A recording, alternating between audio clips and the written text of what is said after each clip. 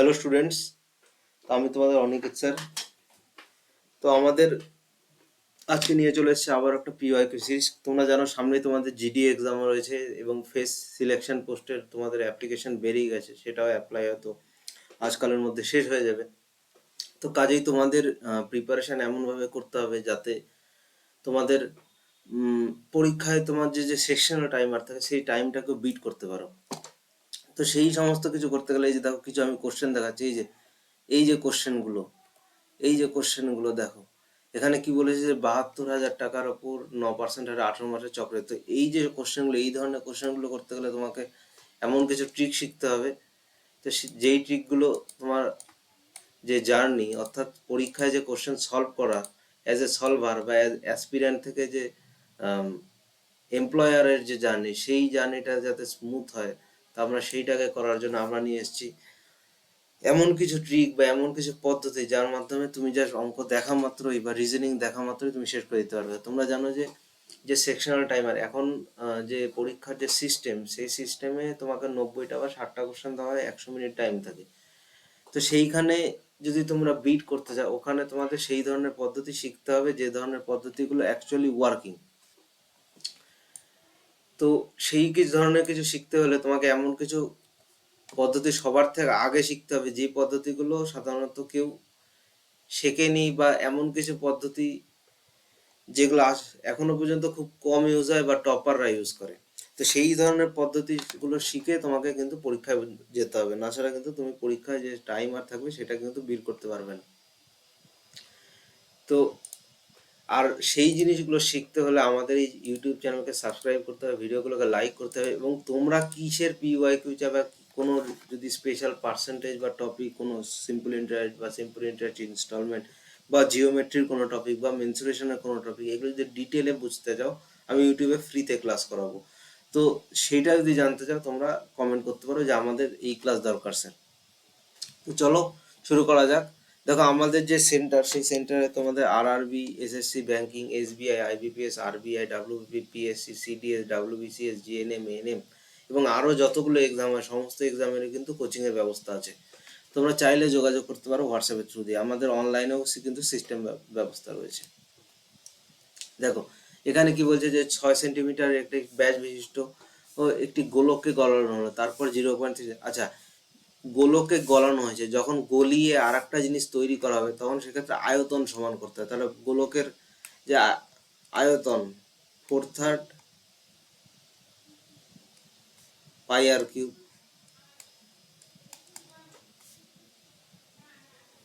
ঠিক আছে। আবার এর ক্ষেত্রে আয়তন কি, পাই আর স্কোয়ার এইচ। তাহলে এই যে 4/3 পাই আর কিউব মানে কত, এখানে 3 × 3 × 3, ঠিক।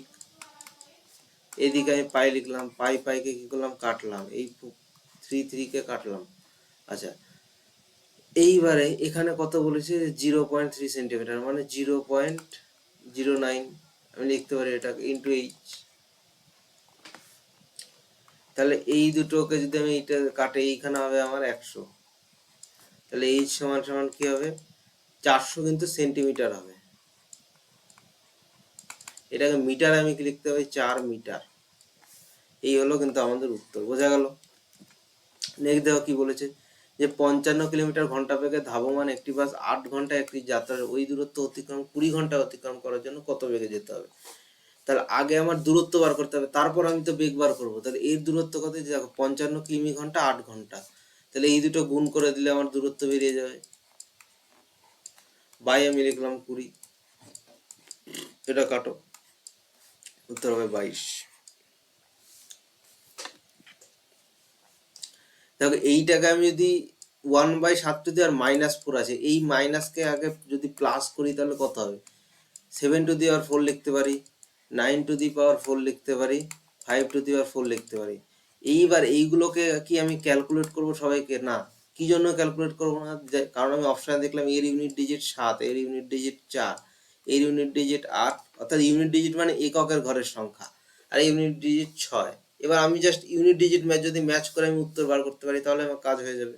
তাহলে দেখি ইউনিট ডিজিট ম্যাচ করে, 7^4 আসলে ইউনিট ডিজিট হয় 1, ইউনিট ডিজিট মানে ধরো 7 কিউব মানে তোমরা জানো 343।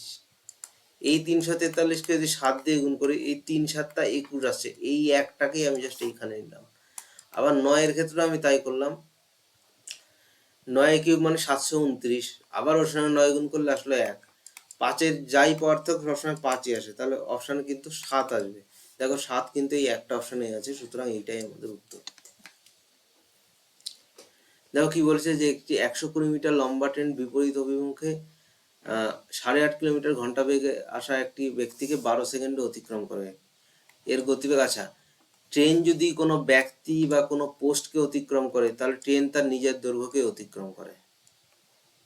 কারণ কি, ধরো এই যখন পাস করলো এটাকে, তাহলে এইখানে ছিল, আবার এইখান থেকে আবার এইভাবে চলে আসবে, তখন ওই জন্য বলা ট্রেন যখন কোনো ব্যক্তি বা কোনো বা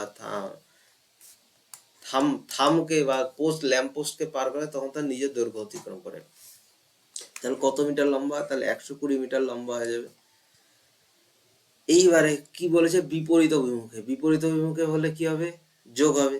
তাহলে এর স্পিড যোগ এর স্পিড, আচ্ছা এটা আমি কিলোমিটার, এটাকে আমি যদি মিটার, এটা কিলোমিটার ঘন্টা দেওয়া আছে, তা আমি ধরলাম এটাকে 5/18 দিয়ে যদি গুণ করি, তাহলে উপরে হয়ে যাবে আমার 18 সমান সমান 12 লিখতে পারি। তাহলে এই 12কে এই 10 দিয়ে কাটলাম, 5 দুগুণ 10। তাহলে এস ইকুয়াল টু কি লিখতে পারি, যে 36 মাইনাস 8.5 লিখতে পারি আমি। তাহলে 36 মাইনাস 8.5 মানে কত? দেখো 36 মাইনাস 9 মানে 27, আরো 0.5 যোগ হবে মানে 27.5। এই হলো আমাদের উত্তর।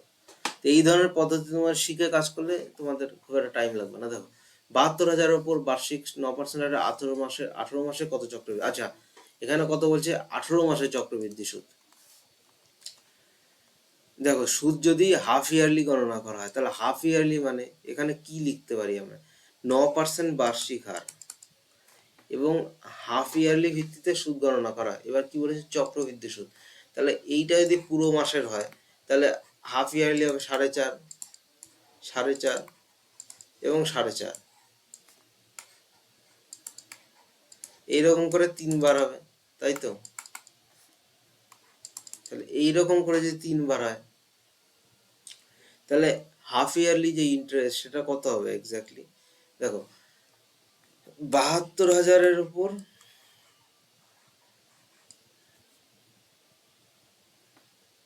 এদিকে হবে 13.5।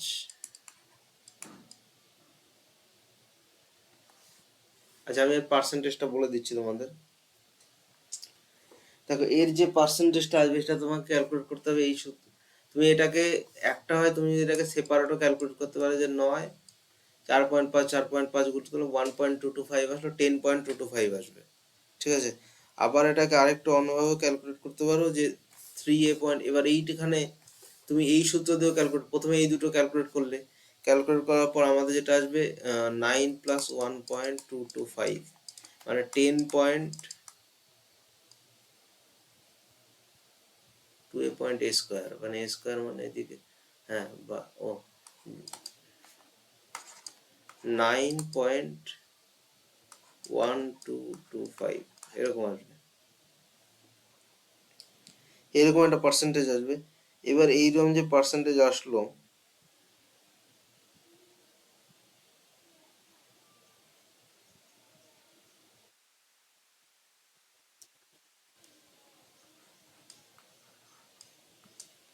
(9.205) আসলো। এইবার এইটাকে তোমরা এর সঙ্গে ক্যালকুলেট করো আবার,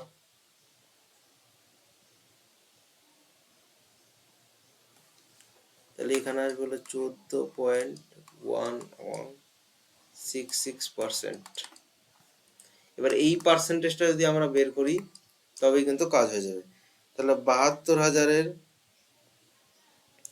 14.1166%।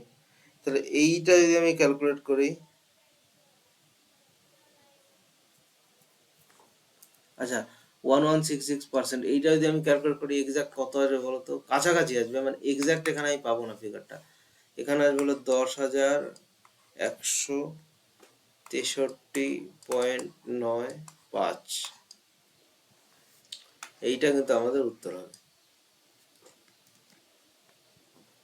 দেখো এইবার এইটা, এই যে অঙ্কটা, এই অঙ্কটা কিন্তু ডিজিটাল সামের অঙ্ক। দেখো প্রতি ক্ষেত্রে এর আগে আমি তোমাদের একটা নিয়ম বলেছিলাম যে ডিজিটাল সাম এই সমস্ত অঙ্কের ক্ষেত্রে যার ডিজিটাল সাম এই ভাগশেষটাকে বিয়োগ করার পর জিরো আসবে সেটাই কিন্তু আমাদের উত্তর হবে।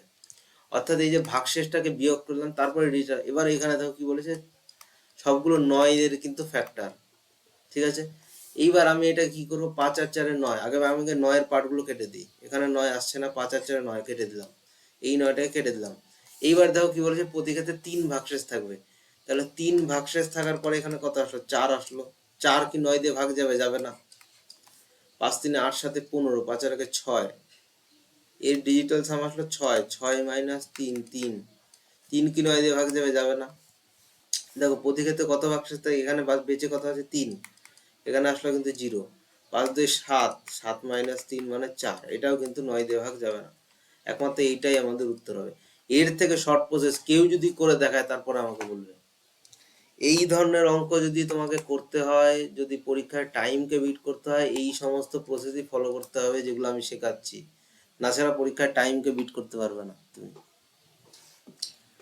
এবার দেখো এই অঙ্কটা, যে একটি সমবাহু ত্রিভুজের পরিসীমা 10.2 সেন্টিমিটার, ত্রিভুজটির ক্ষেত্রফল। দেখো সমবাহু ত্রিভুজের পরিসীমা দিয়ে দিয়েছে মানে 10.2/3 এর বাহুর দৈর্ঘ্য, মানে এটা আমি কি লিখতে পারি যে 3 3 9, 3.4। এইবার এইখানে আমি যদি লিখতে চাই √3/4 a স্কয়ার, মানে 3.4 ইন্টু 3.4। তো এইটা যদি আমি কাটি দুটোকেই, এটা আসবে 1.7 1.7। এবার এই 1.7 1.7 গুণ করলে কত হয়, 2.89। এই দেখো 2.89, আর এই যে √3 চলে আসলো। দেখো রবি একটি ক্যামেরা কিনলেন, তার মূল দামের চেয়ে 80% কম দামে দিয়ে কিনলেন। তিনি যে দামে ক্যামেরাটি কিনেছিলেন তার দামের উপরে 30% লাভে রবি মূল দামের উপর শতকরা কত লাভ করে। অর্থাৎ রবিকে বলেছে যে রবির দাম ছিল 100 টাকা, সে কিনলো কত টাকায়, 82 টাকা, 18 টাকা কম দিয়ে কিনেছে, অর্থাৎ 18% কম। তাহলে কত হলো, 82 টাকায় কিনলো। এইবার বলেছে এই দামের থেকেও 30% লাভে বিক্রি করলো। তাহলে এই দামের থেকে 30% লাভ মানে কত, যে 82 প্লাস 8.2 ইন্টু 3, তাহলে 8.3 দুগুণে 6, 3 8 24, 24.6, তাহলে 4 দিয়ে 6, 8 দিয়ে 10, 0.6। তাহলে 100 থেকে এবার বার করতে হবে 100 থেকে এটা কত বেশি, যে 6.6 বেশি। তাহলে মূল দামের থেকে কত পার্সেন্ট হবে, 6.6%। দেখো দুটি সংখ্যার পার্থক্য তাদের যোগফলের 51 অংশ। Which is the difference of the is 51 of their sum। আচ্ছা, তাদের যোগফল হলো 45। ঠিক আছে, লসাগু নির্ণয় করো। আচ্ছা, 45-এর 51 অংশ এটা কি, 5 9 20,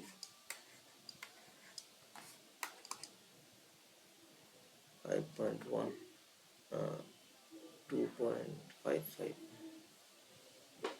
কোনো একটা, এখানে কোনো একটা কিছু মিসিং আছে এই জায়গাটাতে। Difference between two number 51। আচ্ছা, আমি এইভাবে লিখি, plus Y is equal to 45 and X minus Y equal to যোগফলের 51 অংশ, না 1/5 অংশ। এটা 51 অংশ না, সরি, এটা 1/5 হবে। এটা হবে দুটি সংখ্যার পার্থক্য তাদের যোগফলের 1/5 অংশ। ঠিক আছে, দেখো যোগফলের 1/5 অংশ মানে এটা আসবে কত, 9। তাহলে এক্স আমার কত আসবে, 27, কারণ এই দুটো যোগ করে 2 দিয়ে ভাগ করতে হবে। এবার যদি ওয়াই বার করতে চাই কত হবে, 45 - 9/2, তাহলে 45 মাইনাস 9 করলে কত হবে? 36 হবে, মানে 18। এটা এই কারণে এটা 1/5 হবে। আচ্ছা, এবার বলছে এদের এলসিএম নির্ণয় করো। তাহলে এইখানে যদি এলসিএম বার করে 9 ইন্টু 3, 9,3 আসবে, এখানে 9,2 আসবে। তাহলে এই এলসিএম কি হবে? 54 হবে। 5টি সংখ্যার যোগফল দেখো, 655 দিয়েছে। তাহলে 5টা সংখ্যা আমি ইন্ডিভিজুয়ালি কি লিখতে পারি? 131 লিখতে পারি, 131 লিখতে পারি, 131 লিখতে পারি, 101। এখানে বোঝো আমি আগে কি করছি। 131 লিখলাম। এইবার বলছে প্রথম দুটি সংখ্যার গড় 76, মানে প্রথম দুটা 76 এরকম। তৃতীয় সংখ্যাটা 110। তাহলে এইবার আমাকে যেটা করতে হবে যে এইখান থেকে এটা কত কম, এইখান থেকে এটা কত কম। তাহলে এইখান থেকে 11 দিয়ে 6 বদলে 5, হাতে 1, 7 আর 1 8, 13 ধরে 8 বদলে 5, 55 কম। তাহলে এইখানেও 55 কম, এইখানেও 55 কম, আবার এইখানে কত কম? এখানে হলো 21 কম। ঠিক আছে, এইবার এইখানে যদি টোটালে আমার কত কম হলো? 110 আর 21। এবার এত কম হলো, তাহলে আমাকে কিন্তু এগুলো সব প্লাস করতে হবে। তাহলে 100 টোটাল আমাকে প্লাস করতে হবে হলো 131। ঠিক আছে, এবার এই যে 131 যে প্লাস আসলে, এই দুটোর মধ্যে ভাগ হয়ে যাবে, এই দুটোর মধ্যে কিন্তু ভাগ হয়ে যাবে এটা। তাহলে এই দুটোর মধ্যে যদি ভাগ হয় তাহলে কত হবে? 6 দুগুণে 65, দুগুণে 130, 65.5। এই 65.5 প্রতিটা এর সঙ্গে যোগ হবে, যোগ হয়ে কত আসলে? এই 0.5, 5 আর 1 6, 6 3 9 1, এই দেখো 196.5। এইটা এত দূর করার দরকারই নেই। তোমরা এই যে এটাকে ফার্স্টে গুণ করবে, এই গুণ টুন করতে গেলে বহু সময় লেগে যাবে। তোমাদের এই ধরনের পদ্ধতি শিখতে হবে যেগুলো শর্টে হয়, এই যে 2 লাইনে যেমন বা 3 লাইনে অঙ্ক শেষ, এরকম শর্টে করতে। আমি তোমাদের বুঝালাম দেখে তাই, কিন্তু এটা যদি না বোঝাতে যাই, যে দুটো দেখবো, একটা গুণ করবো, যোগ, তারপরে 2 দিয়ে গুণ করে দেবো, 110 হয়ে যাবে। আবার এইখানের থেকে আবার দেখবো 110টা কত কম? -21 কম, গুণ করে 2 দিয়ে ভাগ করে দেবো, তাহলে উত্তর চলে আসবে। দেখো কি বলেছে, অভয় ও ভরত একটি নির্দিষ্ট কাজ যথাক্রমে 9-11 দিনে সম্পন্ন করতে পারে। তারা একত্রে কাজ শুরু করে, 3 দিন পর ভরত কাজ ছেড়ে চলে যায়। দেখো কত দিনে বলছে? অভয় আর ভরত এ কাজ করে 9 দিনে, এ কাজ করে 11 দিনে। ঠিক আছে, তাহলে এইটা হলো আমার 99, এইটা 11, এইটা 9। ঠিক আছে, এবার তারা একত্রে কাজ শুরু করে, 3 দিন পর ভরত কাজ ছেড়ে চলে যায়। দাঁড়াও, এবার আমি একটা লাইন ড্র করে নিই। তাহলে এই যে 3 দিন, এটা মনে করো 3 দিন। তারপরে এখানে কিন্তু শুধু এই কাজ করেছে, এখানে অভয় আর ভরত কাজ করেছে। তাহলে অভয় বাকি কাজটি কতদিনে সম্পন্ন করবে? দেখো দুজন টোটাল কাজ 99 ইউনিট, তাহলে 3 দিন কাজ করেছে। ঠিক আছে, অভয় আর ভরত কাজ করেছে কতদিন? যে অভয় আর ভরত কাজ করেছে হলো আমাদের 3 দিন। তারপরে শুধু অভয় কাজ করেছে। তাহলে অভয় এখানে একটা ইয়ে হবে যে 115।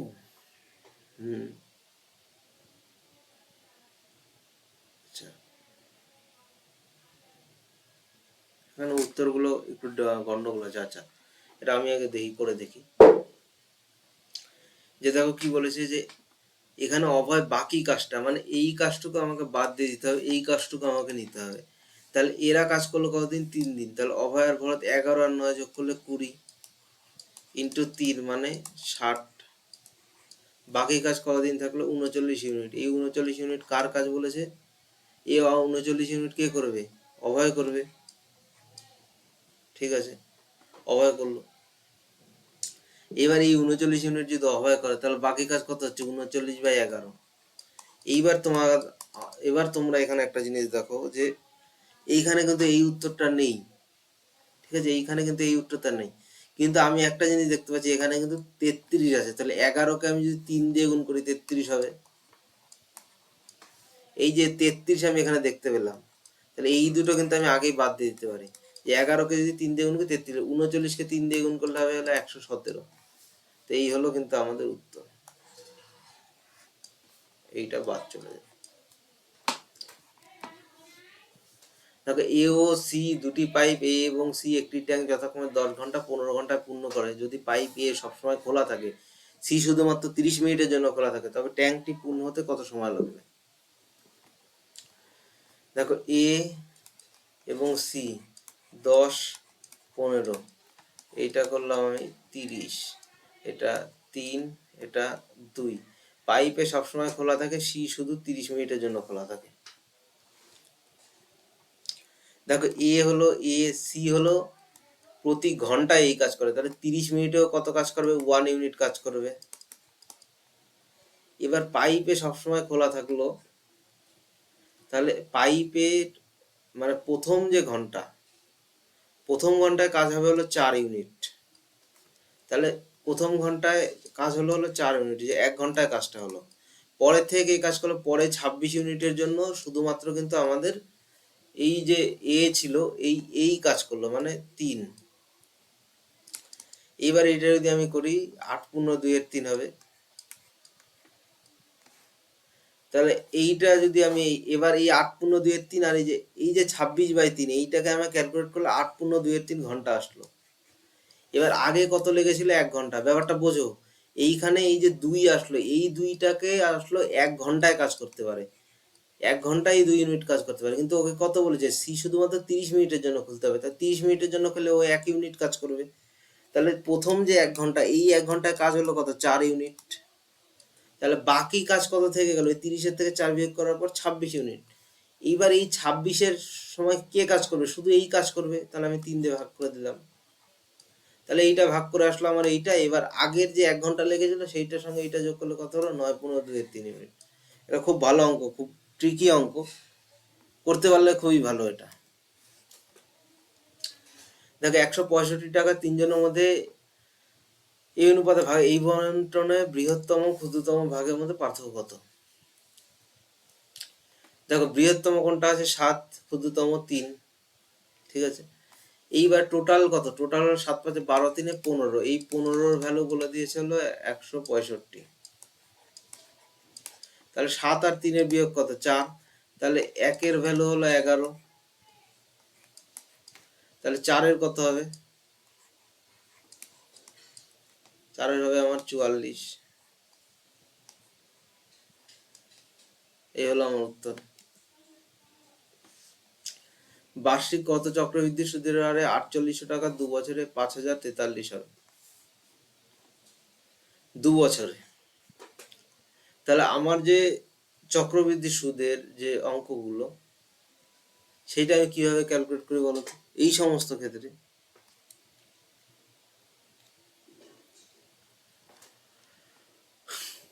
দেখো এইখানে আমাকে জাস্ট দেখো 2 বছরে 4800 টাকা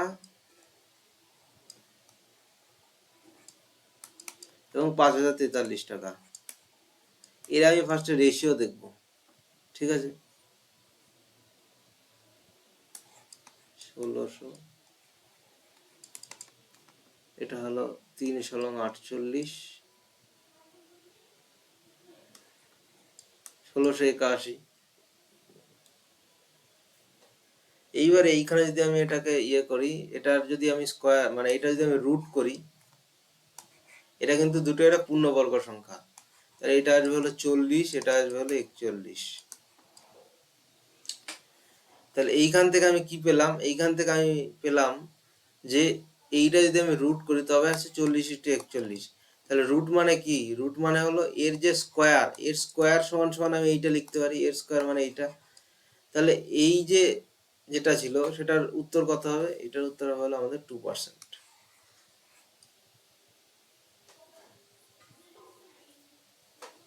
বোঝা গেল? এবার দেখো এটাকে সরল করতে বলেছে। প্রথমে কিসের কাজ করবো? ব্র্যাকেটের কাজ। তাহলে 8/2, ব্র্যাকেটের মধ্যে কারো কাজ করবো প্রথমে ভাগের কাজ। তাহলে 8/2 করলে কত হবে? 4 হবে। 4 - 4 মানে 0 হবে। এবার 0/3 মানে কি হবে? 0 হবে। তাহলে এই পার্ট কিন্তু টোটালটা 0 হয়ে গেল, এই পার্টটাকে। এইবার 2 - 0 মানে 2, 48/2 মানে 24। তাহলে এই পার্টটাকে এটা আমি কত লিখলাম? 24। 36 - 24 মানে এইটা কত লিখলাম? 12। এবার 41 - 12 মানে 29। এই হলো আমাদের উত্তর। বোঝা গেল? একজন পাইকারি বিক্রেতা 25,000 মূল্যের পণ্য কেনেন, প্রস্তুতকারক তাকে 10% বাণিজ্যিক ছাড় দেন, অতিরিক্ত 5% স্কিম ছাড় দেয়। উভয় ছাড়ের পর পণ্যের নিট মূল্য নির্ণয় করা। দেখো, 10% ছাড় এবং অতিরিক্ত 5% ছাড়, তাহলে 25,000-এ 10% ছাড় মানে থাকলো কত, 9/10, এবং 5% ছাড় মানে 19/20। ঠিক আছে, এইবারে ধরো দুটো আমি কেটে দিলাম এখান থেকে, এখানে হলো 125। এইবার এখানে আমরা ইউজ করব এই যে এত ক্যালকুলেশন, এইটাকে আমরা গুণ করতে যাব না, এইটাকে আমরা জাস্ট, কারণ দেখো 19 আর 9 গুণ করলে হয় 171। ঠিক আছে, এইবার এই দুটো ডিজিটাল সাম, 5 2 7 আর 8 ইন্টু 9, 8 9 যা ডিজিটাল সাম আসবে সেটাই উত্তর। দেখো কি আছে, 7 আর 2 কেটে দাও, 5 3 8 2 10, এটা ডিজিটাল সাম 1। 7 2 9 কেটে দাও, 5 2 7 আর 1 8, এটাও আসবে না। আচ্ছা 6 আর 3 9, 5 2 7 আর 6 আর 3 9, 5 2 7 1 8, এটাও আসবে না, কেটে দাও।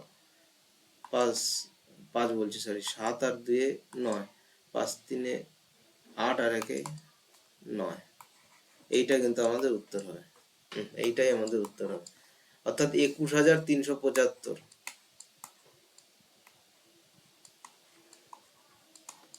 এইটাই কিন্তু আমাদের উত্তর হবে।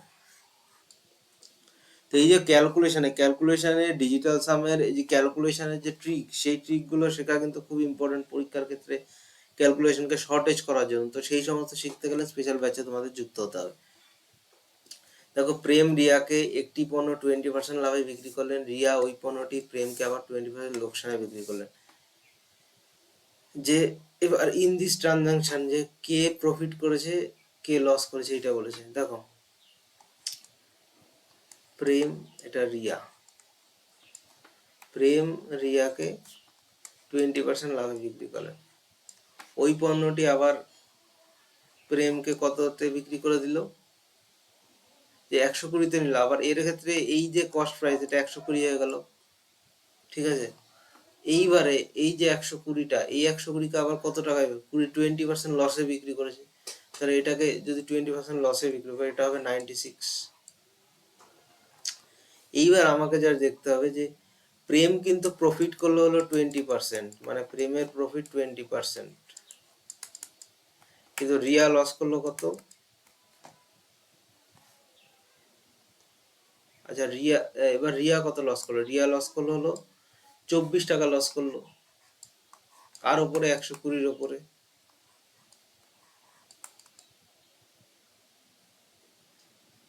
তাহলে প্রেম কত টাকা প্রফিট করেছিল,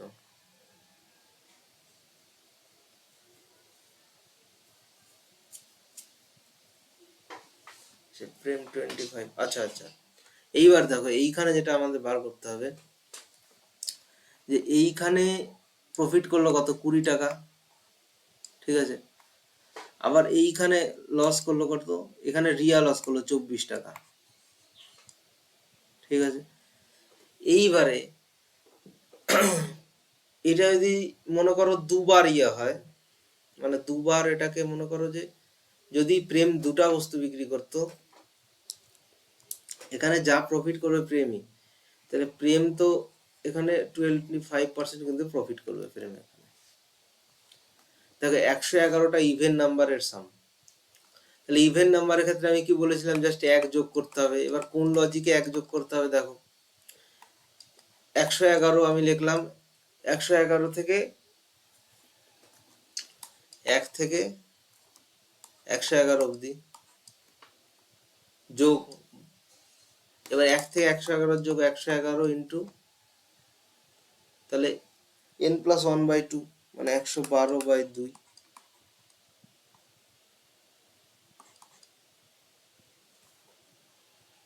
তো এই হলো 112 আমাদের উত্তর। যে যতগুলো ইভেন নাম্বার বলবে, যে ফার্স্ট ইভেন নাম্বারের সাম n+1।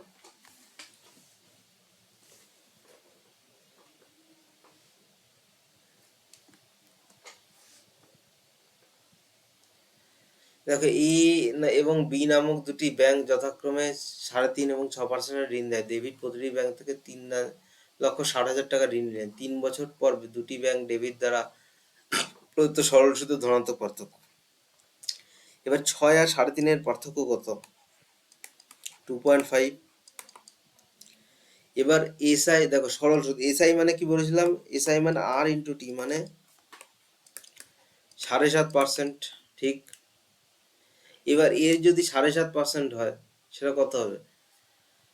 দেখো, এর যদি আমি 15% বের করি, 10% বার করি, তাহলে সেটা কত হবে? 10% বার করলে হবে সেটা আমার 36,000। এবার এই 36,000-এর 3/4 মানে কত? 27,000। এই হলো আমাদের উত্তর। মানে এই 7.5%টাই, এই যে 36,000 এর 7.5, 3,60,000 এর 7.5% ক্যালকুলেট করতে হবে। এবার আমি 7.5% ওইভাবে ক্যালকুলেট করব না। আমি 7.5%টাকে আমি কি লিখতে পারি যে 2.5 ইন্টু 3। আর আর 10%কে আমি কত জানি? এটা ক্যালকুলেশন শর্ট করার পদ্ধতি। এগুলো হলো, তোমরা যদি স্পেশাল ব্যাচে আমাদের যুক্ত হয়, ধীরে ধীরে এই পদ্ধতিগুলো শিখে যাবে। এইবার আমি 10% মানে কিন্তু বের করা সহজ, জাস্ট এখান থেকে একটা শূন্য কেটে দিলেই 36,000 বেরিয়ে যাবে। এইবার আমি জানি হলো আর দুটোই আড়াই এর ফ্যাক্টর, তাহলে আড়াই আড়াই কেটে দিলাম। জাস্ট আমি যদি এটাকে 3/4 দিয়ে গুণ করি তাহলে আমার উত্তর হয়ে যাবে। তাহলে এবার এইখানে আমি যদি ক্যালকুলেট করি, এখানে আসবে 9,000। তাহলে তখন উত্তর হয়ে যাচ্ছে 27,000। দেখো, 10টা নাম্বারের যোগফল দিয়ে দিচ্ছে গড়। এটা তো বাচ্চাদের অঙ্ক, এটা তোমরা কমেন্টে বলো। বাচ্চাদের অঙ্ক যদি করাতে হয় তবে তাকে বলার কিছু নেই, তোমরা এটা কমেন্টে বলো সব। এটা খুব সোজা কিন্তু। দেখো, এখানে কোন বিবৃতিটি সঠিক নয়? যে sum of the digits is divisible by 3 or 9, the number is divisible by. আচ্ছা, এটা সঠিক। কারণ যদি কোনো সংখ্যা, ধরো একটা সংখ্যা আছে 12, এবার এই 12-র যে যোগফল 3 হচ্ছে, 3কে 3 দিয়ে বিভাজ্য, তাহলে ঠিক হচ্ছে। 18, এর যোগফল হচ্ছে 9, তাহলে এটাও 9 দিয়ে বিভাজ্য, এটা ঠিক। ইউনিট ডিজিট 5 আর 0 হয়, সেই নাম্বারটা 5 দিয়ে ভাগ যায়, এটাও সঠিক আছে। সাম অফ দ্য ডিজিটস এইটা নয়, sum of the digit divisible by 3 and unit digit. আচ্ছা, 6 দিয়ে, 6 দেওয়ার ক্ষেত্রে কি করতে হবে? ধরো 15 একটা সংখ্যা, এই 15 যোগ করলে কিন্তু 6 আসছে, কিন্তু এটা 2 দিয়ে কি বিভাজ্য না, কারণ এই দেখো এইখানে ইভেন আছে। কিন্তু যদি আমি বলি 24, এরও যোগফল 6 আসছে, তার মানে এটা 3 দিয়ে বিভাজ্য। কিন্তু 6কে 3 দিয়ে ভাগ করা যায়, কিন্তু এই যে ইভেন আছে, এই যে 4 আছে, এইটা কিন্তু 2 দিয়ে বিভাজ্য, তাহলে 24 কিন্তু 6 দিয়ে বিভাজ্য, তাহলে এইটাও ঠিক। সুতরাং এইটা আমার ভুল।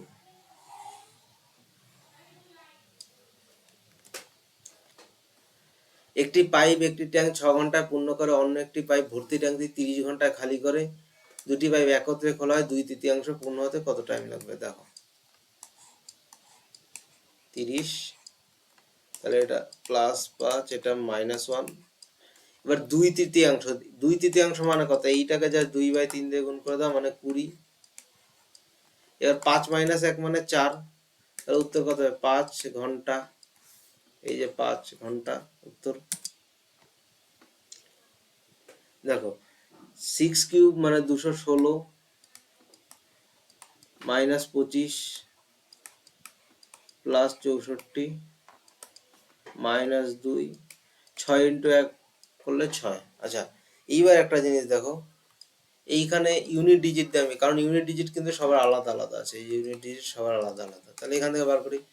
6 - 5 করলে 1, প্লাস 4 - 2 করলে 2, প্লাস 6, 6 × 2 8 আর 1 9। এই দেখো 9 ইউনিট ডিজিট একটারই আছে। তাই ক্যালকুলেশনকে আমি কত শর্ট করে ফেললাম দেখো। তো এই ধরনের পদ্ধতি শিখতে হবে। 250 মিটার লম্বা একটি ট্রেন একই অভিমুখে 7 কিলোমিটার ঘন্টা বেগে আসা ব্যক্তিকে 36 সেকেন্ডে অতিক্রম করে। একই অভিমুখে, ব্যাপারটা দেখো। এবার বিপরীত অভিমুখে 82 কিলোমিটার ঘন্টা বেগে ধাবমান অন্য একটি 415 মিটার লং ট্রেন। আচ্ছা আচ্ছা 415 মিটার লং ট্রেনকে পুরোপুরি অতিক্রম করতে এখানে দিয়েছে বিপরীত অভিমুখে, ট্রেনটির কত সময় লাগবে? অর্থাৎ এইখান থেকে আমাকে জাস্ট ট্রেনটার যে গতিবেগ ছিল সেইটাকে আমি বার করে নিতে হবে। তাহলে তাহলে দেখো এখানে কি বলেছে, যে 250 মিটার লম্বা ট্রেন একই অভিমুখে মানে s-7 ইন্টু 5, উপরে কি বলেছিলাম 18 আসবে। ঠিক আছে, বোঝা গেল। এবার এটাকে কত বলেছে, 36 সেকেন্ডে অতিক্রম করে। তাহলে 18 দিয়ে আমি এটাকে কাটলাম, 2 হলো, 2 দিয়ে এটাকে কাটলাম, 125 হলো। এবার 125, এবার এইটাকে যদি আমি এইদিকে নিয়ে যাই তাহলে 5s আসবে। আর এই যে 35 ছিল এইখানে আসলে কত হবে, -35, এদিকে গেলে কত হচ্ছে, +35, মানে 160। মানে এস সমান সমান কত বলতে পারি আমি, 32 কিলোমিটার/ঘন্টা আসবে। এবার এই যে 32টা আসলে এইটাকে দিয়ে আমাকে ক্যালকুলেট করতে হবে, যে 415 ইন্টু 5/18 ইন্টু, এবার দেখো এখানে কি হবে, যেহেতু এবার কত বলছে বিপরীত অভিমুখে, তার মানে এই দুটো যোগ হয়ে যাবে, 2 2 4, 8 3 11, 114। এইটা আগেই কাটলাম, কেন এটা আগে কাটার দরকারটা হয়নি। 19 6 9 54, হ্যাঁ 19 দিয়ে এটা 38 না,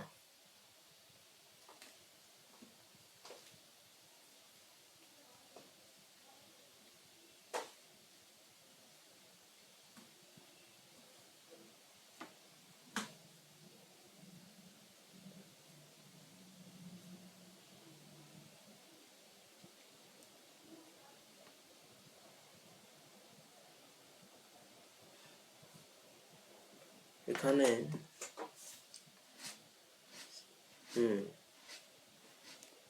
কোনো একটা কিছু মিসিং আছে কোনো জায়গায়। আচ্ছা এটাকে আমি একটু হোল্ডে রাখছি এটাকে। দুই বন্ধু অমিত ও গোপালের মাসিক আয়ের অনুপাত 5:7, তারা প্রত্যেকে প্রতি মাসে 72,000 টাকা সঞ্চয় করেন, মাসিক ব্যয়ের অনুপাত এত। দেখো কি বলেছে,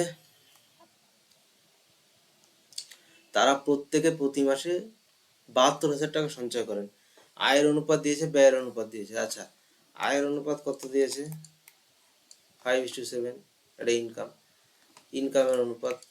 ব্যয়ের অনুপাত কত, 2:3। এবার দেখো সেভিংস এর কত দিয়েছে, 3:4। ঠিক আছে, এইবার এইটাকে আমাকে জাস্ট কি করতে হবে, এইটাকে সমান করতে হবে। তাহলে এইটাকে সমান করলে এইটাকে 4 দিয়ে গুণ করব, এইটাকে 3 দিয়ে গুণ করব। তাহলে এইটাকে যদি 4 দিয়ে গুণ করি এটা কত হয়ে যাবে, 20, আর এইটা 8, এটা কেটে যাবে। আবার এইটা যদি 3 দিয়ে গুণ করি এটা কত হয়ে যাবে, 21, আর এইটা 9 হয়ে যাবে। আচ্ছা, এবার বলেছে হলো, এইবার দেখো এবার এইখানে কোনটা অমিত ছিল, এইটা অমিত, এইটা গোপাল। ঠিক আছে, এইবার কি বলেছে যে অমিতের মাসিক আয়, তাহলে অমিতের যে মাসিক আয় সেটা 20 ফ্যাক্টর হবে। তাহলে এখানে দেখো 12-র ভ্যালু কত দিয়েছে, 12-র ভ্যালু দিয়ে রেখেছে হলো আমাদের 72,000। তাহলে একের কত হবে, 6,000।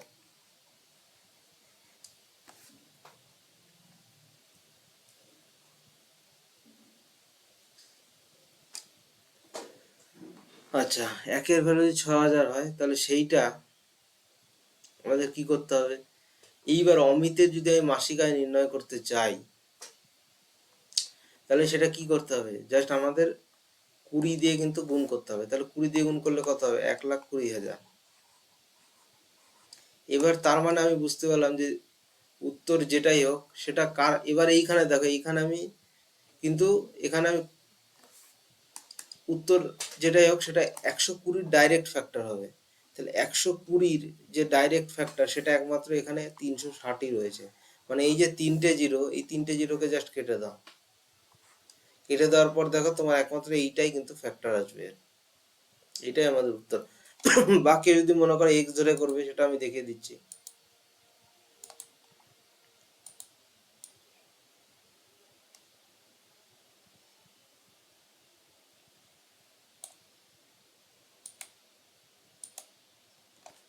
দেখো এখানে যদি কেউ এক্স ধরে করতে চাও, যে মাসিক আয়ের অনুপাত দিয়ে দিয়েছে -72। আচ্ছা আমি এটাকে 72 ধরে নিচ্ছি ক্যালকুলেশনের সুবিধার্থে। 7x মাইনাস 72 2/3, তাহলে এইখানে আসলো 15x 7 দুগুণ 14x। এইবার দেখো এখানে 2 আছে এখানে 3 আছে মানে 72, x ইকুয়াল টু কত আসলো 72। এইবার যদি আমি অমিতের বার করতে যাই তাহলে কি হবে, যে 5x আসবে, তাহলে 72 ইন্টু 5 সমান সমান কত আসলো 360। এবার আগে আমরা কটা জিরো বাদ দিয়েছিলাম, 3টে জিরো বাদ, এই যে 3টে জিরো, এই যে এই উত্তরই আসলো। একটি স্কুলে 4182 জন ছাত্রছাত্রী আছে। ছেলে মেয়ের অনুপাত 23:28। ছেলের সংখ্যা নির্ণয় করো। খুব সোজা, এইটাকে তোমরা কমেন্টে বলো সবাই।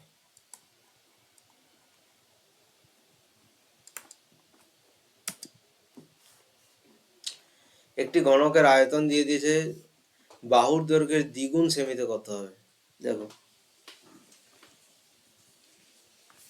আচ্ছা এইটাকে আমি এত বড় ক্যালকুলেশন যদি আমি শর্ট করতে যাই, এটাকে আমি কিভাবে করবো, খালি পদ্ধতিটা দেখতে হবে।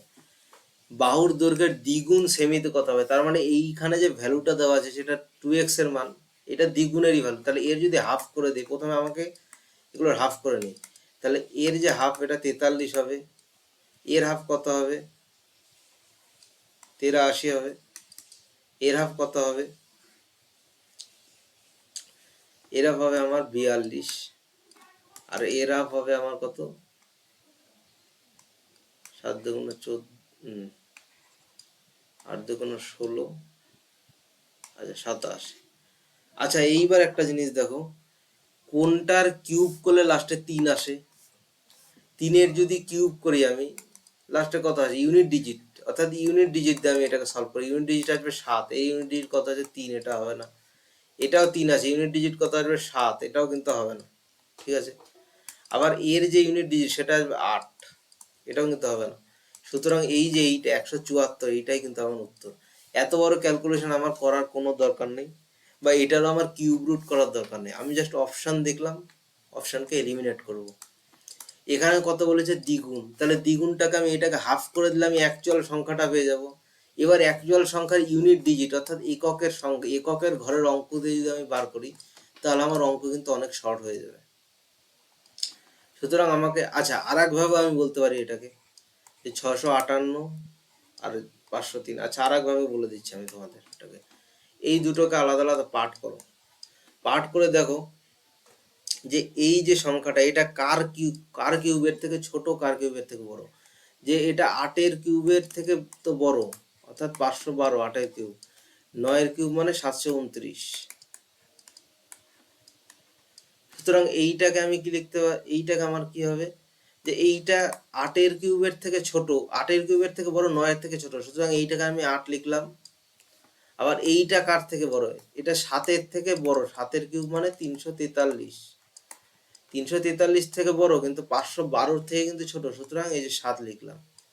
এইবার কত বলেছে দ্বিগুণে কত, অর্থাৎ এই যে 2, 174। সুতরাং এইটাকে তুমি এইভাবেও করতে পারো, এই একটা প্রসেস আর এই একটা প্রসেস, দুটো কিন্তু আলাদা আলাদা প্রসেস। সুতরাং যার যেটা পছন্দ সে সেটাকেই করতে পারে। এটাকে কিউব বার করার পদ্ধতি বলে দিলাম, যে দুটো সংখ্যাকে আলাদা আলাদা 3টে করে পার্ট করবে, 3টে করে পার্ট করবে, 3টে করে পার্ট করার পর দেখবে যে কোনটা কার কিউবের থেকে বড় কার থেকে ছোট, যার থেকে বড় সেই সংখ্যাটাকে লিখতে হবে, তার আগের সংখ্যাটাকে লিখতে হবে, এই হলো ব্যাপার।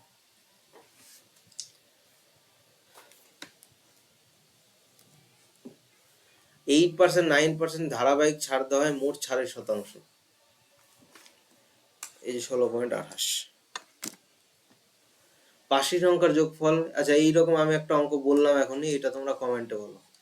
প্রথমের দিকে একটা করিয়েছি এরকম একটা অঙ্ক, এটা তোমরা সবাই কমেন্টে বলো এটাকে। একটি দৌড় প্রতিযোগিতায় একটি ক্রীড়াবিদ প্রথম ল্যাপে 366 মিটার দূরত্ব 61 সেকেন্ডে অতিক্রম করে, তিনি একই দৈর্ঘ্যের দ্বিতীয় ল্যাপটি 183 সেকেন্ডে অতিক্রম করে, ক্রীড়াবিদটির গড় গতি। আচ্ছা 366 মিটার দূরত্ব, প্রথমে 61 সেকেন্ডে। পরের বার বলেছে একই দূরত্ব 183 সেকেন্ডে। ক্রিয়াটির গড় গতি, আচ্ছা এখান থেকে মিটার পার সেকেন্ডে বলেছে, সবই মিটার পার সেকেন্ড। আচ্ছা 366/61 আমি কমন নিয়ে নিলাম মনে করো, তাহলে এখানে কি আসবে 4, এইখানে আসবে 1.1 আসবে, ঠিক আছে। মানে এটা আসবে হলো আমার 4/3, এটা কেটে দিলাম। তাহলে এইখানে আমার হলো 21, 3 × 36 122 হবে। এইবার 61 আর 2 কাটলে হলো 122, তাহলে 4 × 2 = 8, এইটাই কিন্তু আমার উত্তর। দেখো কোনটা বলেছে সবচেয়ে ছোট। আচ্ছা একটা জিনিস দেখো যে এইটা মানে হলো 68%, ঠিক আছে। আবার 35-এর কাছাকাছি, 35কে যদি 100-র কাছাকাছি নিয়ে যেতে চাই তাহলে 35কে কত দিয়ে গুণ করতে হবে? 35কে যদি 3 দিয়ে গুণ করি 105 হবে। আবার 24কে যদি 3 দিয়ে গুণ করি 72 হবে। এইবার এইখানে যদি আমি 100 করি সেটা কি করতে হবে? এইখানে যদি আমি 100 করি সেটা 20/21 দিয়ে গুণ করতে হবে। এটাও তাই করতে হবে, 20/21 দিয়ে গুণ করতে হবে। তাহলে এইখানে যদি 20/21 দিয়ে গুণ করি তাহলে এটা 70-এর থেকে বড় হবে, কিন্তু এই পার্সেন্টেজটা হবে 70-এর থেকে বড়, মানে 70% কিন্তু 70%-এর থেকেও বড় হবে এই সংখ্যাটা, 70% প্লাস হবে। এইটা কত হবে? এইটা হলো আমাদের 6.25 দিয়ে গুণ করতে হয়, তাহলে 6.25 দিয়ে যদি গুণ করি আমার এই সংখ্যাটাও মনে করো 66, আর 6.625, মানে যদি আমি আমি এখানে 0.625 না ধরে আমি যদি শুধু 0.5 ধরি তাহলে 66-এর সঙ্গে আমার মিনিমাম 5.5 যোগ করতে হচ্ছে। তার মানে এটা আসলো এটা আসবে 72%-এর কাছাকাছি, মানে 72% প্লাস আসবে এটা। আর এইটা আমার দেখো অনেক বেশি, এটা মানে 45-এ যদি আমি 2 দিয়ে গুণ করি আসবে হলো 90। এই 90-কে আবার যদি 10/9 দিয়ে গুণ করি তার মানে উপরে যে 62 ছিল এটাকেও 10/9 দিয়ে করতে হবে, এটাও 70%-এর ওপরে আসবে, এটাও কিন্তু 70-এর ওপরে আসবে। সুতরাং এইটাই কিন্তু আমার ছোট। আমি কিন্তু ক্যালকুলেশন জানি না, আমি জাস্ট বেসিক জাস্ট লজিকের মাধ্যমে করলাম এটাকে। এইবার আর একটা পদ্ধতি আছে, কিন্তু ওখানে বহুত লেন্দি প্রসেস হবে, অনেকটা বড় প্রসেস হবে। সুতরাং এইভাবে যেটা বললাম এটা সবচেয়ে ছোট, কারণ দেখো এইটা মানে আমি জানি 68%, তাহলে 35-কে যদি আমি 3 দিয়ে গুণ করি আর 24-কে 72, তাহলে এইখানে যদি 100-কে করা যায় 70%-এর একটু বেশি আসবে। আবার এইটাকে যদি 16-কে 6.625 দিয়ে গুণ করলে হয় আমাদের 100। আবার এইটাকে যদি আমি 6 দিয়ে গুণ করি তাহলে হবে হলো আমার 66, 0.5 দিয়ে গুণ করলে প্লাস 5.5, সেখানে আছে 0.625, মানে এটাও 70%-এর বেশি হবে এবং এটা তো 70%-এর বেশি হবে। দেখো এর মধ্যে কোনটা লার্জেস্ট, এটা মানে হলো 7/10, ঠিক আছে। এইটা মানে কত? আচ্ছা একটা জিনিস মনে রাখবে, যেটার উপরে বার আছে সেটার জন্য একটা নয়, যেটার উপরে বার নেই সেটার জন্য একটা 0। আবার এইটার ক্ষেত্রে কি হবে, যেটার উপরে বার আছে সেটার জন্য কি বলেছিলাম 9, যেটার উপরে বার আছে সেটা যতগুলো বার থাকবে ততগুলোর জন্য 9। সুতরাং এর মধ্যে বড় কে দাঁড়ালো? এই 7/9, এটাই আমার বড়, সুতরাং এইটাই আমার উত্তর। দেখো এখন আমরা ঢুকছি রিজনিং এর দিকে। আমার ভিডিওগুলো যদি ভালো লেগে থাকে চ্যানেলগুলোকে সাবস্ক্রাইব করবে, ভিডিওটাকে লাইক করবে, এবং তোমাদের কি চাই, তোমরা কি রিলেটেড ভিডিও চাও তোমরা সবাই কমেন্টে বলো, তাহলে আমি বুঝতে পারবো এবং সেই রিলেটেড কন্টেন্ট কিন্তু আমি আনবো। দেখো এখানে কি বলেছে, কেচকে কোড করা হয়েছে, গেইনকে কোড করা হয়েছে, নীলকে কোড করা হয়েছে, এল এর কোড বার করতে হবে। দেখো এইখান থেকে আমি এন এর কোডও পেয়ে যাব, এন এর কোড, এ এর কোড পেয়ে CAG, আচ্ছা জি আর এ এর কোড আমি এখান থেকে বার করতে পারবো। তাহলে জি আর এ এর কোড এখানে কমন আছে, তাহলে 7, 4, 1, 8, আচ্ছা 4 আর 8 কিন্তু এখানে কমন আছে, 4 আর 8 কিন্তু আমি এখানে কমন পেলাম, ঠিক আছে। আবার তার মানে 7 আর 1 এখানে কার কোড, জি আর এ এর কোড।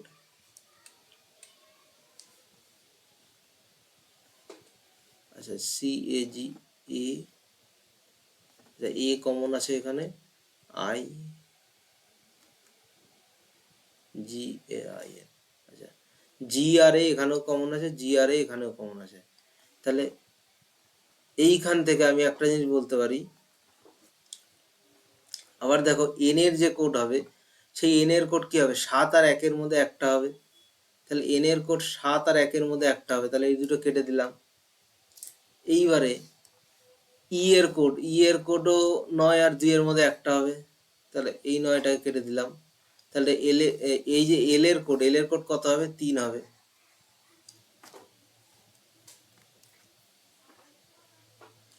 দেখো কি বলেছে, 7জন ছাত্র উত্তর দিকে মুখ করে একটি সারিতে বসে আছে,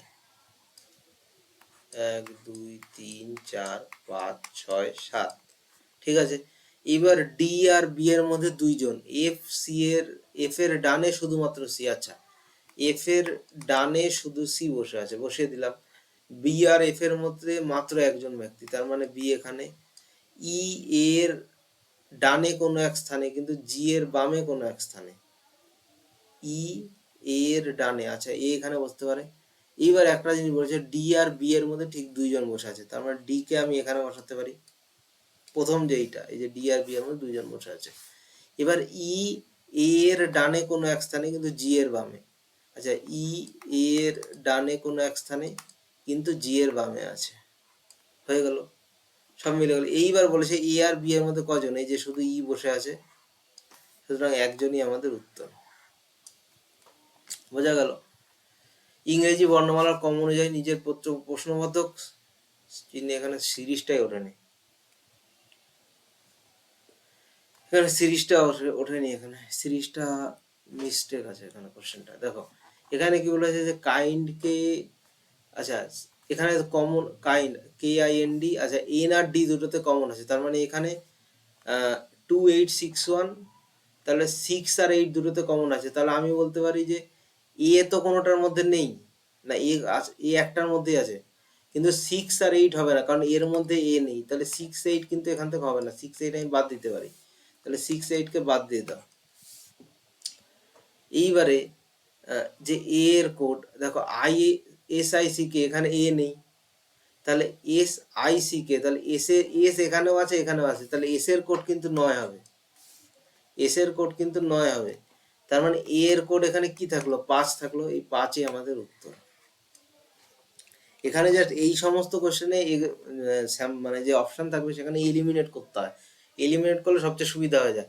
কারণ দেখো প্রথম দুটো আমি কমন কি পাচ্ছি, যে এন আর ডি কমন পাচ্ছি, তাহলে এই দুটোর মধ্যে কমন ডিজিট কি ছিল, 6 আর 8, 6 আর 8 কে দিলাম, তাহলে আমি কিন্তু এটাতে বুঝতে পারছি যে এই A R sorry S I A N D, আচ্ছা এন আর ডি ছাড়া আমাকে কাজ করতে হবে, তাহলে এস এর কোড আমার একটা জিনিস হতে পারে, হয় 9, মানে এস আর এ এর কোড হয় 9 হবে,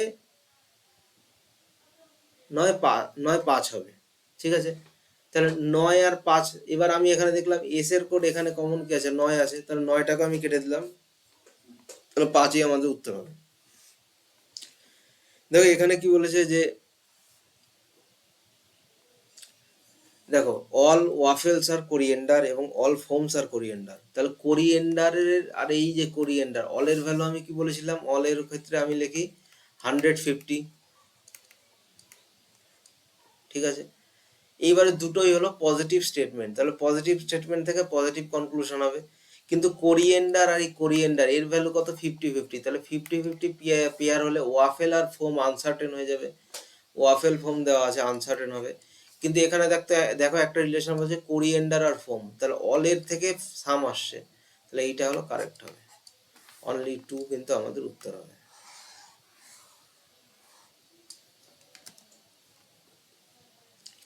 দেখো 2 and 5 আর ইন্টারচেঞ্জ, অ্যান্ড 9 and 3 যদি, আচ্ছা 2 আর 5কে স্থান বিনিময় করা হলো, 9 আর 3কে পরস্পর স্থান বিনিময় করা হলো, প্রশ্নবোধক চিহ্নের জায়গায় কি আসবে, দেখো 5 - 12 ভাগ 3 ইন্টু 9 প্লাস 2। এইবার এটাকে বার করতে হবে, তাহলে 5, আচ্ছা 12 আর 3 ভাগ করলে 4, 4 ইন্টু 9 মানে 36, 36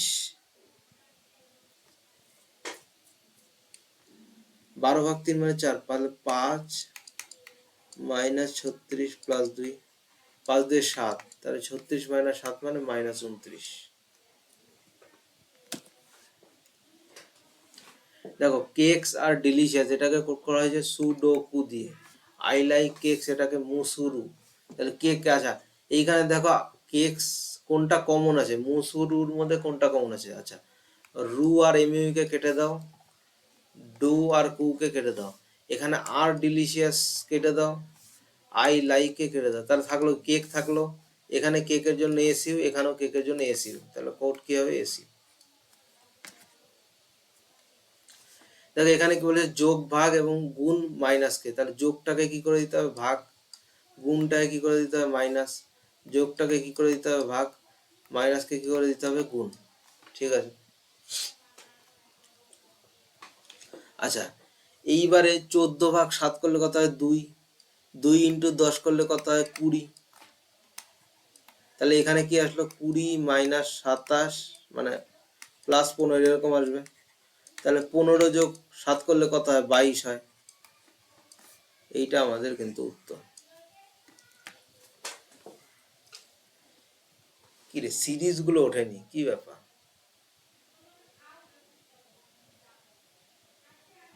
সিরিজ গুলোই ওঠেনি আর।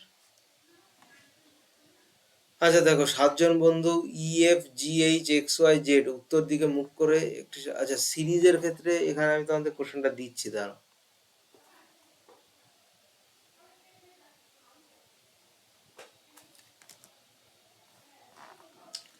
EFGHXYZ উত্তর দিকে মুখ করে বসে আছে, জি আচ্ছা উত্তর দিকে মুখ করে একটি সারিতে 1 2 3 4 5 6 7, আচ্ছা কে কে বসে আছে EFGYXYZ GHXYZ, আচ্ছা জি এর বাম দিকে মাত্র 2জন বসে আছে, এই জি এর বাম দিকে মাত্র 2জন, জি আর এক্স এর মধ্যে 3জন, তাহলে জি আর এক্স এর মধ্যে 3জন কিন্তু একমাত্র এই কন্ডিশনেই হতে পারে, ঠিক আছে। এক্স এবং জেড এর মধ্যে মাত্র একজন, আচ্ছা এক্স এবং জেড এর মধ্যে মাত্র একজন, ঠিক আছে। ই এইচ এর ঠিক বাম দিকে, আচ্ছা এইটা আমি পাচ্ছি না, ওয়াই এক্স এর, আচ্ছা ওয়াই এক্স এর প্রতিবেশী না, মানে ওয়াই এর মধ্যে কোনো একটা জায়গায় হবে, ওয়াই এইখানে নয় এইখানে নয় এইখানে, আমি বলতে পারি। এইবার দেখো এখানে একটা বলেছিল যে এক্স জেড এর মধ্যে মাত্র একজন ব্যক্তি বসে আছে, ঠিক আছে, ই এইচ এর ঠিক বাম দিকে, আচ্ছা ই এইচ এর ঠিক বাম দিকে মানে ই এইচ এর ঠিক বাম দিকে, ঠিক আছে। এইবার বলেছে আচ্ছা তাহলে আমি ওয়াই কে এইখানে বসালাম, এবার বাকি থাকলো কে ই এফ, এফ বাকি থাকলো,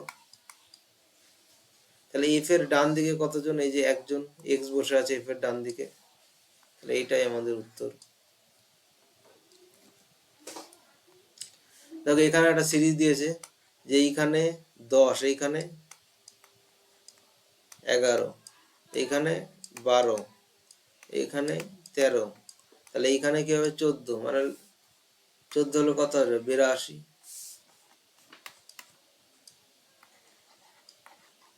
এই হলো আমাদের উত্তর।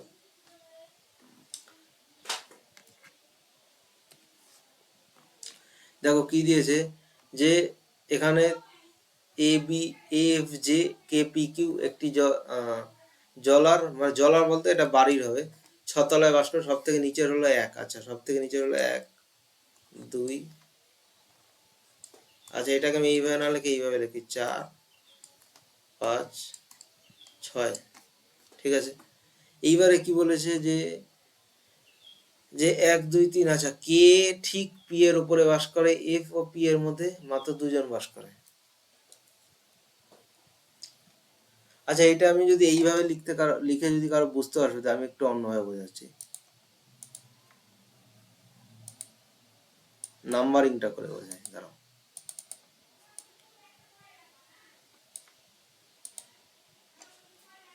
আচ্ছা মনে করো এইরকম তলাটাকে আমি ঘুরে নিলাম, তাহলে 1 2 3 4 5 6, 6 5 4 3 2 1, ঠিক আছে। এইবার কে এর ঠিক ওপর, কে ঠিক পি এর ওপরে বাস করে। আচ্ছা এফ আর পি এর মধ্যে দুজন বাস করে, এফ এফ পি এর নিচে বিজোড় সংখ্যা বিশিষ্ট তলায় বাস করে। দেখো এইবার এখান থেকে আমি কতগুলো ডেটা পেলাম, কি পেলাম, যে কে ঠিক পি এর ওপরে বাস করে। আচ্ছা কে কিন্তু পি এর ওপরে বাস করে, কিন্তু এফ ও পি এর মধ্যে দুইজন।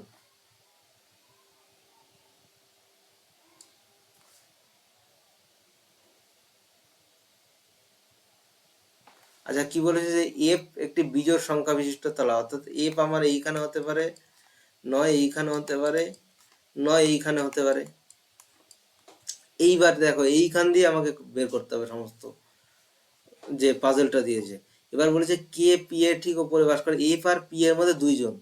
তাহলে এফ আর পি এর মধ্যে দুইজন একমাত্র তখনই হবে যখন পি এইখানে বসবে। এফটাকে আমি কাটো, তাহলে এফটা আমি পেয়ে যাচ্ছি, এফটা আমি পেয়ে যাচ্ছি।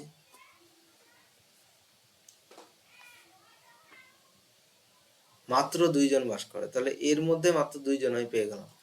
এইবার এফ পি এর নিচে বিজোড়, পি এর নিচে একটি, আচ্ছা এবার কিউ, এবার কি বলেছে দেখো, কে পি এর ঠিক ওপরে বাস করে না, তাহলে দেখো কে বলেছে পি এর ঠিক ওপরে, তাহলে এই যে ডিরেকশনটাতে আমি বুঝতে পারলাম যে এফ তাহলে আমার কনফার্ম এইখানে আমার হবে না। তাহলে এফ আর পি এর মধ্যে বলেছিল দুজন বাস করে, তাহলে পিটাকে আমি এখানে লিখলাম।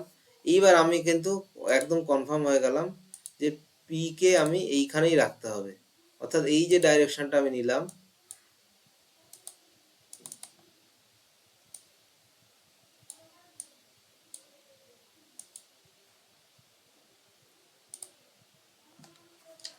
অর্থাৎ বলেছে এফ বিজোড় সংখ্যায় তলায় বাস করে। এবার বলেছে দেখো পি কে পি এর মধ্যে মাত্র দুইজন বাস করে, তাহলে পি এর মধ্যে মাত্র দুইজন বাস করে। এবার দেখো কি বলেছে, যে এবার দেখো একটা তোমাদের ইয়ে দিয়েছে যে কে পি এর ঠিক ওপরে, তাহলে পি যদি এইখানে হয়, অর্থাৎ পি এফ কে যদি আমি এইখানে রাখতাম, তাহলে পি কে আমার এইখানে রাখতে হতো, তাহলে পি এর ওপরে আর হতো না, ঠিক আছে। সুতরাং এফ কে পি কে আমার এইখানে রাখতে হবে, এবং পি এর ওপরে আমাকে কাকে রাখতে হবে, পি এর ওপরে আমাকে কে কে রাখতে হবে, ঠিক আছে, কে কে রাখলাম। এইবার দেখো কি বলেছে, যে এফ আর পি এর মধ্যে বাস করে। আচ্ছা কিউ জে এর ঠিক ওপরে বাস করে, তাহলে কিউ কে আমি জে এর ঠিক ওপরে বসিয়ে দিলাম। এইবার বাকি থাকলো কে, তাহলে বাকি থাকলো আমার এ। তাই এই হলো। এবার এ এর নিচে কতজন বাস করে, তাহলে 5 জন।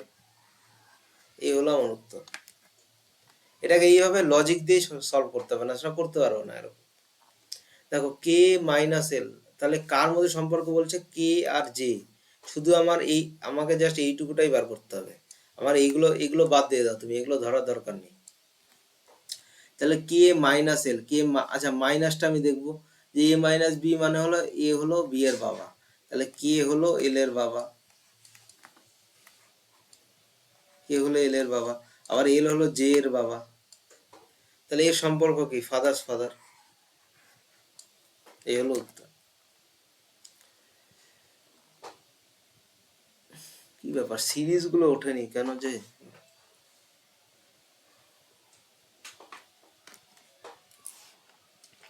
ইংরেজি বর্ণমালার ক্রম অনুযায়ী 4টি অক্ষরগুচ্ছ জোড়ার মধ্যে 3টি নিতে। আচ্ছা দেখো এখানে কি বলেছে, যে 4টি অক্ষরগুচ্ছ একই রকম, 3টি একই রকম, দ্বিতীয়টি আলাদা।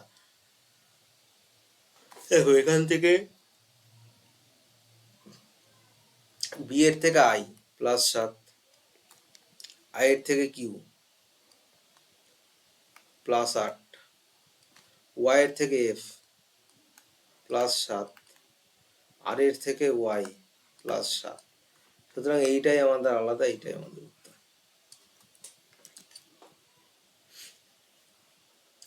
দেখো 4 এবং 5 যদি পরস্পর বিনিময় করা হয়, প্রশ্নবোধক চিহ্ন আছে, এইটা তোমরা কমেন্টে বলো সবাই।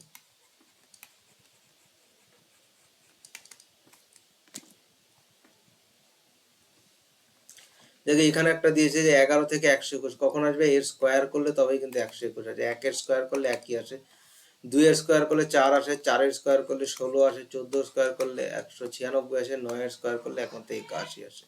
সুতরাং এইটাই কিন্তু আমার উত্তর। দেখো এখানে একটা মিরর ইমেজ দিয়ে দিয়েছে, তাহলে এইখানে যদি একটা মিরর ইমেজ হয় তাহলে এইখানে আমার কিরকম হবে? এইখানে এরকম আসবে, এরকম ডিপটা আসবে এই জায়গাটায়। তাহলে দেখো এইখানে ডিপ কিন্তু এইখানেও নেই, এইখানেও নেই, এইখানেও নেই। সুতরাং এইটাই কিন্তু আমার উত্তর হবে।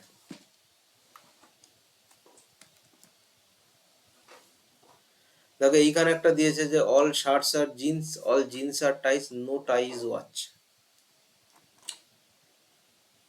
আচ্ছা, এইবার এইখানে কি বলছে? অল শার্টস আর টাইস। দেখো জিন্স আর jeans, positive conclusion, positive statement আছে, পজিটিভ কনক্লুশন দেওয়া আছে, তাহলে এটা ঠিক হবে। জিন্স জিন্স 50 100 50 100 হচ্ছে, তার মানে এটা সম্ভব, কনক্লুশন সম্ভব। ঠিক আছে, আমি এটা বুঝে গেলাম। তাহলে এইবার দেখি ভ্যালু ম্যাচ করছে কিনা।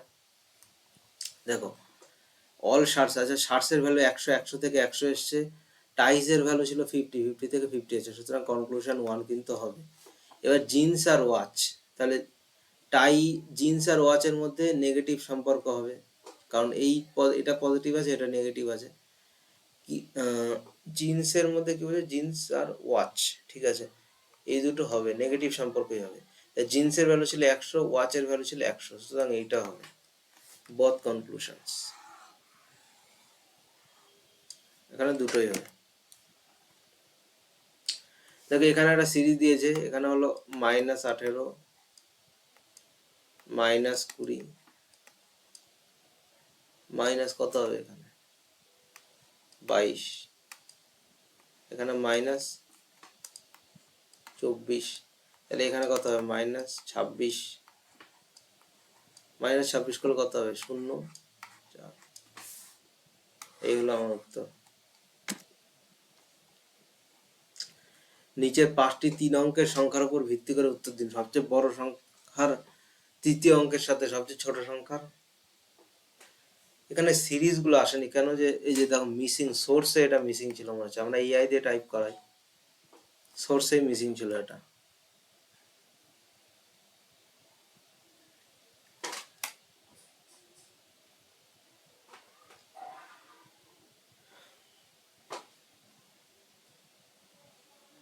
আচ্ছা দেখো, ইংরেজি বর্ণমালার ক্রম অনুযায়ী 4টি অক্ষরগুচ্ছের মধ্যে 3টি একটি নির্দিষ্ট বা একই রকম একটি দল। আচ্ছা, কোনটি সেই দলের অন্তর্ভুক্ত নয়? আচ্ছা, কে থেকে এম এর +2, এন থেকে পি এর +2, কিউ থেকে এস এর +2, টি থেকে ইউ এর +1। এটা হলো আমাদের উত্তর।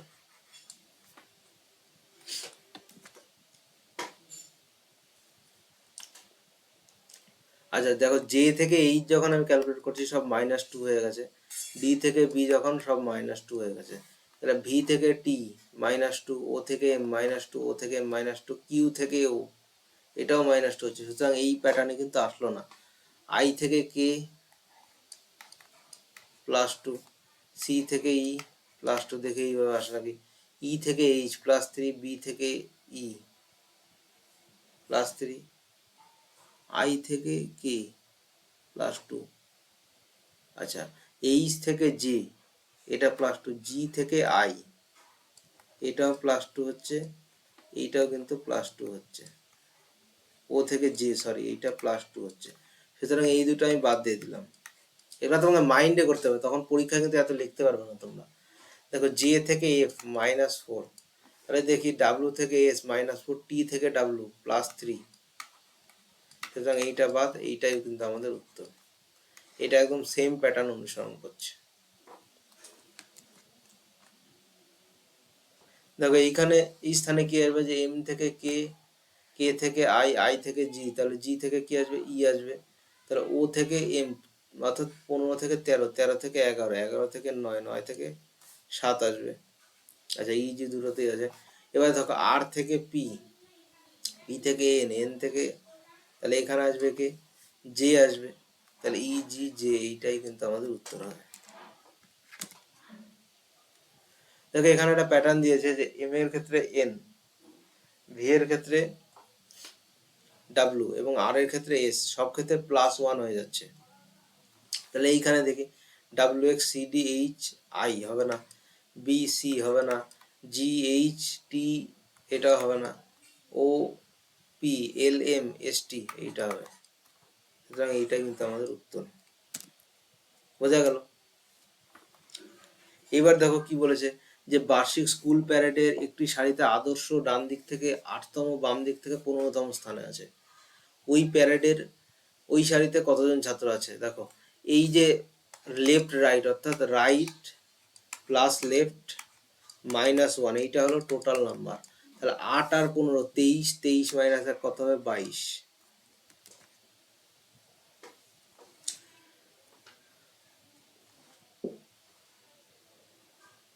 এটা পুরো কোশ্চেনটা ওঠেনি, এটা ইনকমপ্লিট আছে এটা। দেখো নিম্নলিখিত এমন কতগুলি বিজোড় অঙ্ক আছে যার আগে ঠিক জোড় অঙ্ক, অর্থাৎ এই ধরনের অঙ্ক দেখতে হলে আমাকে জাস্ট বিজোড় অঙ্কগুলো দেখবো, তখন সেই বুঝে আসা। বিজোড় অঙ্কর আগে কি বলছে? আগে একটি জোড় অঙ্ক পরে ঠিক বিজোড় অঙ্ক। আচ্ছা এই যে একটা আগে বিজোড় অঙ্ক পরে জোড় অঙ্ক, এই 7 যদি ধরি আগে বিজোড় অঙ্ক, এই 7 থেকে একটা হবে, মানে এই যে এই পোর্শনটা, মানে এই যে 9 7 4 এই পোর্শনটা, এই পোর্শনটা হবে 2 3টা আসলো, এইটা হবে না 7, এটা হবে না। আচ্ছা এইটা হবে 3, আগে বিজোড় অঙ্ক পরে জোড় অঙ্ক, একের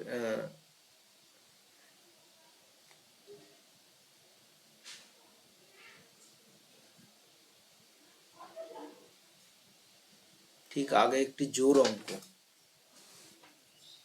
আচ্ছা দেখো 7-এর আগে একটি জোড় অঙ্ক, 5-এর না, আমরা একটু একটু অন্যরকম আমাদের আগে দাও।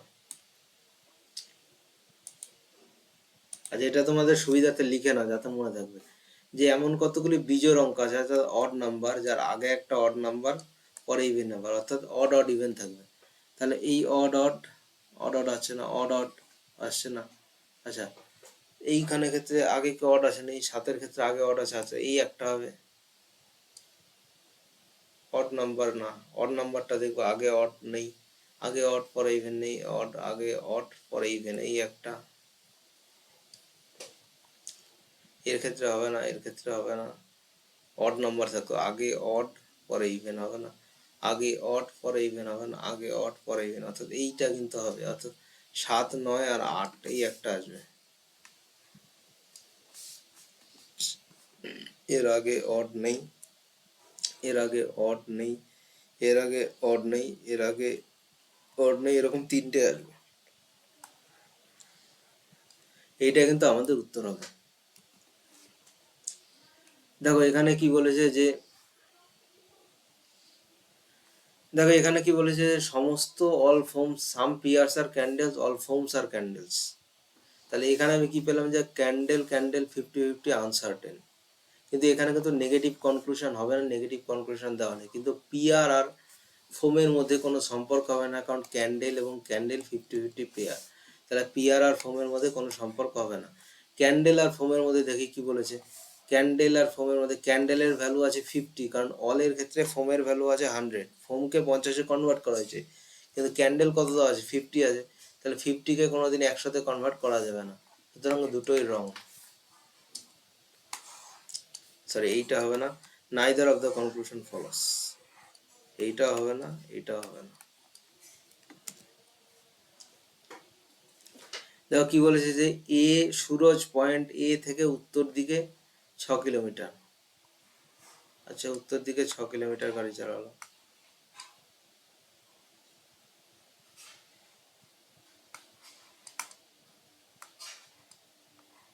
উত্তর দিকে 6 কিলোমিটার গাড়ি চালালো, এবার সে ডান দিকে মোড় নিল, মোড়ে 5 কিলোমিটার গাড়ি চালালো,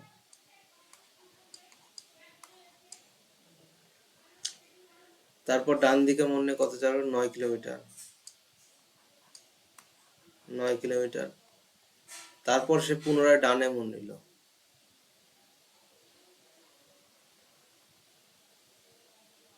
পুনরায় ডানে মোড় নিল এবং কতখানি চালালো, 3 কিলোমিটার চালালো, 3 কিলোমিটার চালালো। পুনরায় তাকে এতে পৌঁছানোর জন্য এবং ডানে মনে 11 কিলোমিটার, 3 কিলোমিটার 11 কিলোমিটার চালালো।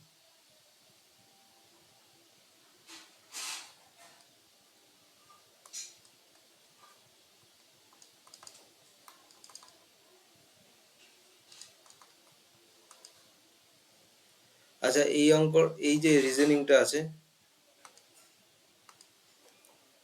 এইটাকে তোমরা কমেন্টে বলো তো সবাই। আমি এরকম অঙ্ক অনেকগুলো করি, এরকম যে রিজনিং অনেকগুলো করিয়েছি, এইটাকে তোমরা কমেন্টে বলো। তোমরা জাস্ট ছবি আঁকলে এটা শেষ। দেখো, টি এর পরে আছে ওয়াই 5, ওয়াই এর পরে ডি মানে +5, ডি এর পরে আই +5, তাহলে আই এর পরে যদি +5 হয়, প্রথমে এন আসবে। দেখো এন এই দুটোর মধ্যে একটাতে আছে। এইবার দেখে এইখানে কি বসবে, দেখো 29-এর থেকে 26, -3 26-এর থেকে 23, -3 23-এর থেকে 20, -3 20 থেকে 23 মানে 17 আসবে। এবার আমি বললাম যে এই দুটোর মধ্যে উত্তর হবে, এই দুটোর মধ্যে 17 একমাত্র এইটাতেই আছে, সুতরাং এইটাই আমাদের উত্তর। দেখো, নিচের 5টি 3 অঙ্কের সংখ্যার উপর ভিত্তি করে উত্তর দাও। সবচেয়ে বড় সংখ্যার দ্বিতীয় অঙ্কের সাথে এটা উত্তরটা, এটা মিসিং আছে কোশ্চেন। দেখো, এই ব্লাড রিলেশনের কোশ্চেন, এটা তোমরা কমেন্টে বলবে সবাই যে কি হবে। যে এইটার ক্ষেত্রে ফার্স্ট কমেন্ট করবে তাকে ফোন পেতে 10 টাকা পাঠানো হবে। First comment only.